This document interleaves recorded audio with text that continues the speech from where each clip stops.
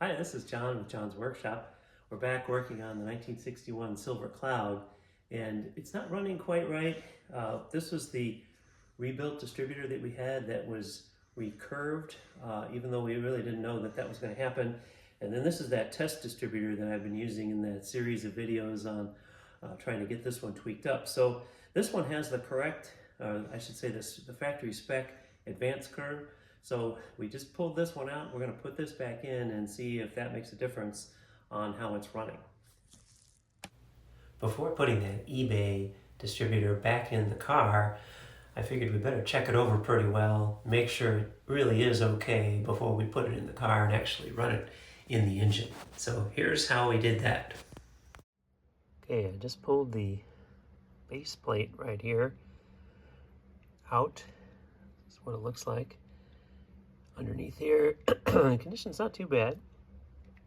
And then here's what we see inside. Kind of just looks like a layer of grungy dirt in there all around, but nothing really bad.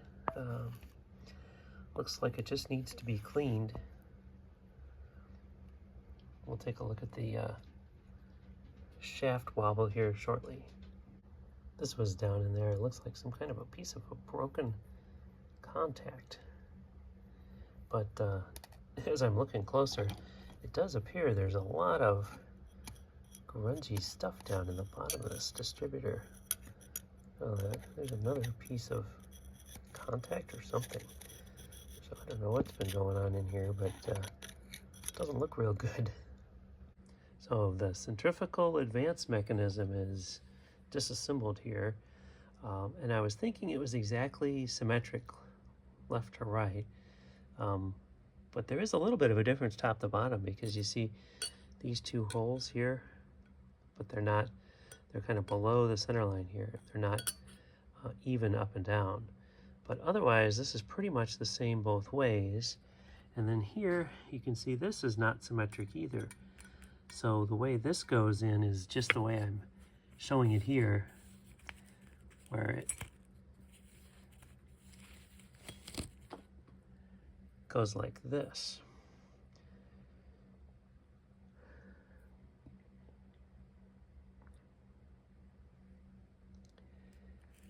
And those springs sure look identical. You can count the turns and they're the same. These weights are, well, they have the same 443 on them. So they look the same side to side. This is a little bit different. If you look underneath here, you see there's a pin that goes all the way through. So when this goes in, that pin's going to go into that hole down there. It also has, you can see the key for the rotor goes there. So I'm kind of guessing you could put this in backwards and things maybe wouldn't be so good.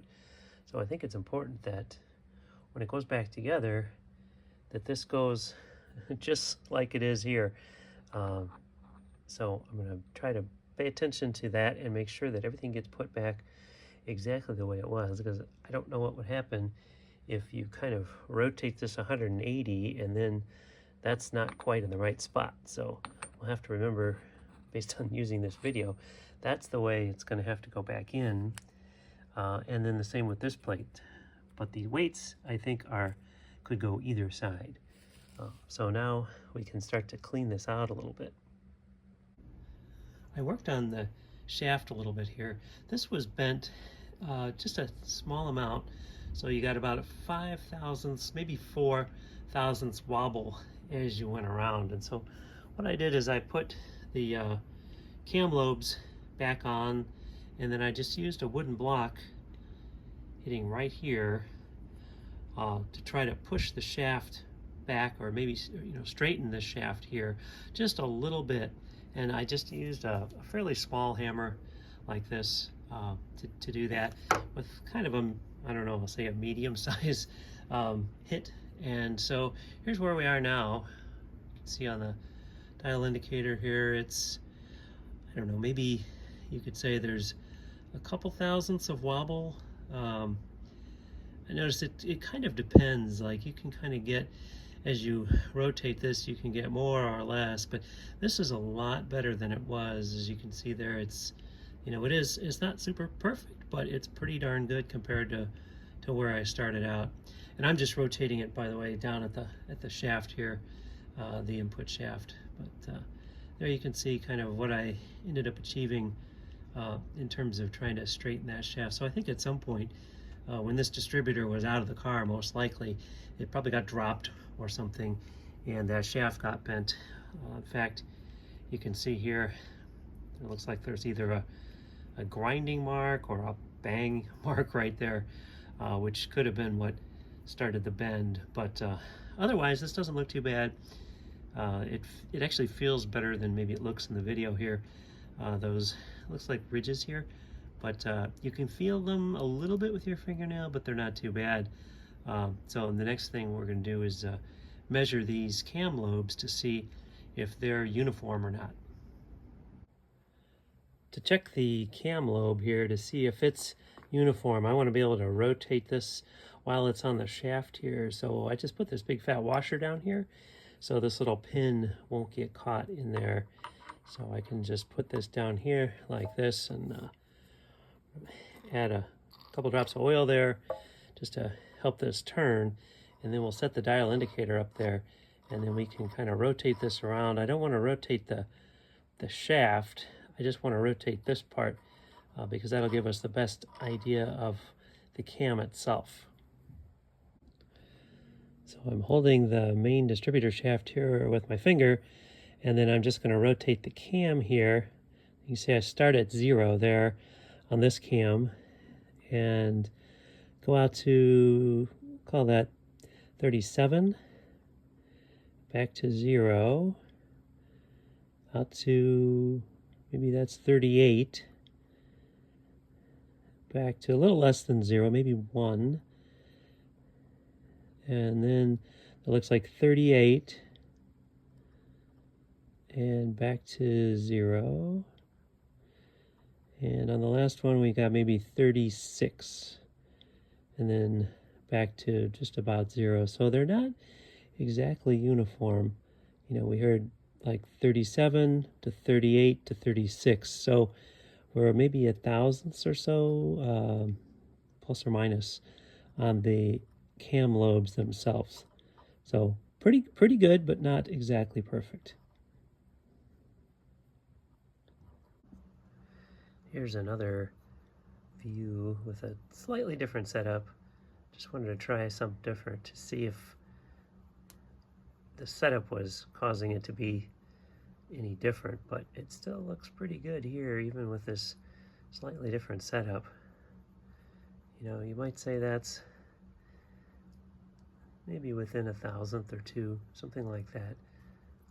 So that's not too bad. That's definitely better than where we started out.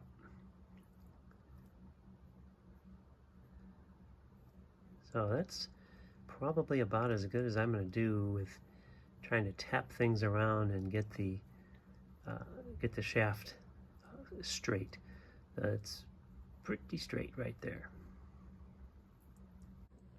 I'm getting the distributor plates cleaned up here, so I just used some kerosene to kind of wipe off the plates here. It's interesting. It looks like at some point somebody decided that the way to make this look nice would be to put some silver spray paint on it. You can still see it's kind of flaking off here a little bit, but there's a little bit of silver paint there for some reason. But it's cleaning up reasonably well. I decided to clean up that plate, get some of that paint off of there, so I just used a kind of a Brillo pad, and the paint came right off. So this is pretty well cleaned up, and cleaned up the points. We're just going to use the points that were on there originally, and this is going to go back together. And here's the centrifugal advance mechanism ready to go back in. You can see these are stamped with the number there, 443 on both of those, so that must mean something. But things cleaned up reasonably well, and it's just going to go right back together the way it came apart. So part of the advanced mechanism is in.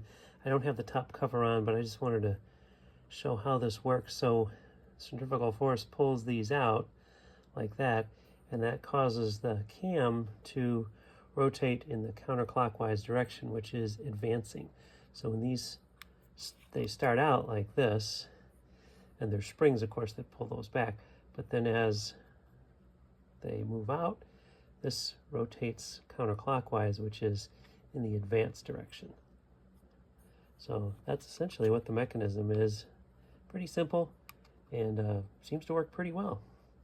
When we tested this distributor previously, the advanced curve was good, even though things in here were maybe not lubricated all that well. But now they're back together, and we're putting it back together, and they'll be lubricated pretty well.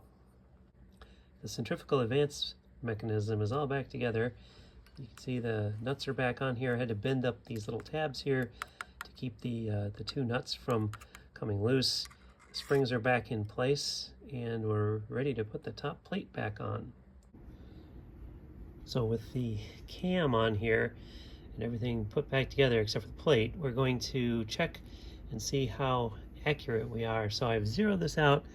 You see here's the notch. So this would be where the rotor is pointing. So here's where we're going to start, and we've got this zeroed.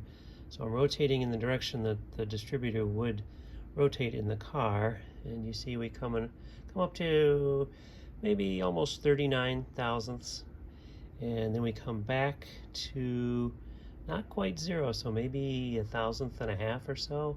So that's a little bit different, and then we come back to maybe 39.5, so just a little farther than last time.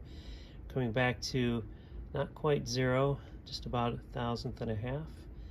And here we're going to maybe 38.5.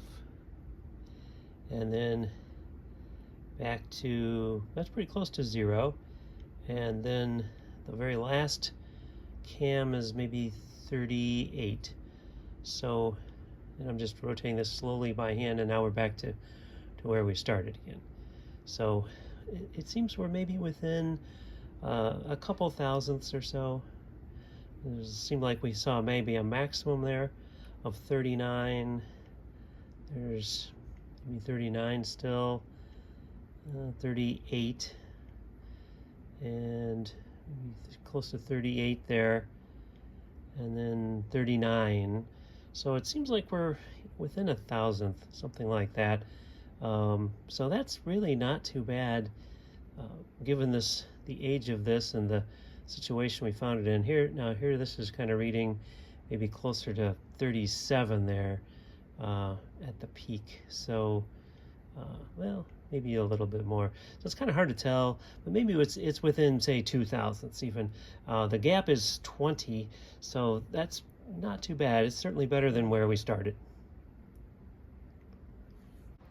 I also wanted to get a measurement of just how much play there is in the shaft.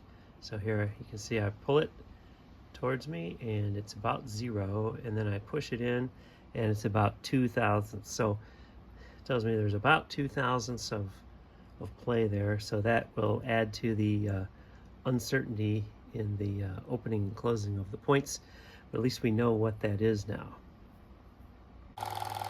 Now we're running it in the distributor testing rig to see how we did. Here's what we see on the display. So the dwell angle is supposed to be 34, so you can see we're within a degree. This is the variation in hundredths of a degree, so that's not too bad. And the errors are about as small as we're going to be able to get them here. You see plus and minus 1 on the far right there. I ran the advance curve using the technique I showed in the other video, and here you can see the red points that we just got, and they are well within the band there. So I would say that the advance mechanism is doing exactly what it should be doing.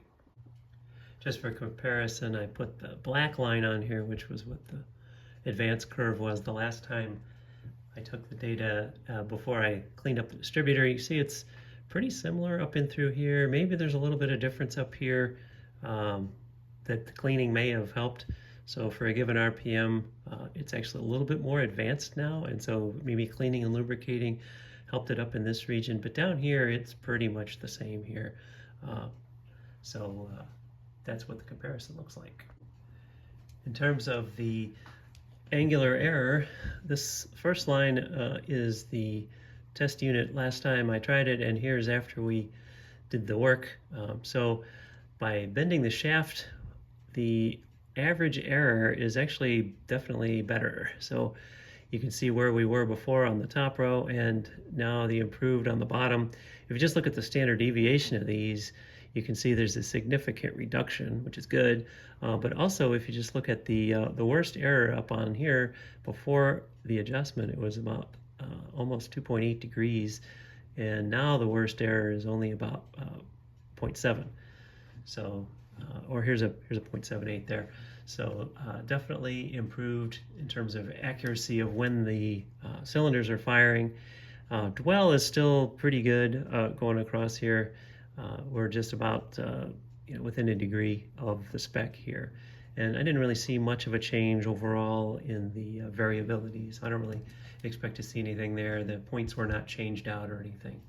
So that's where we are with this distributor. And next, we're going to put this back in the Rolls Royce and see how it does. Okay.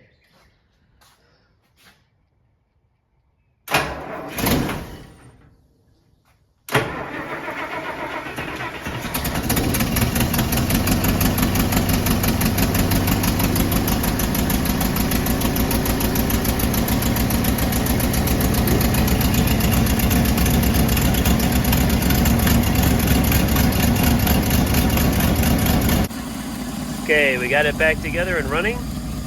You can hear there's a leak in the exhaust manifold, but overall, it really seems like it's running very smoothly.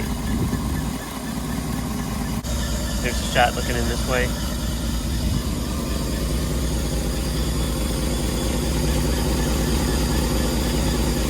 And back at the exhaust,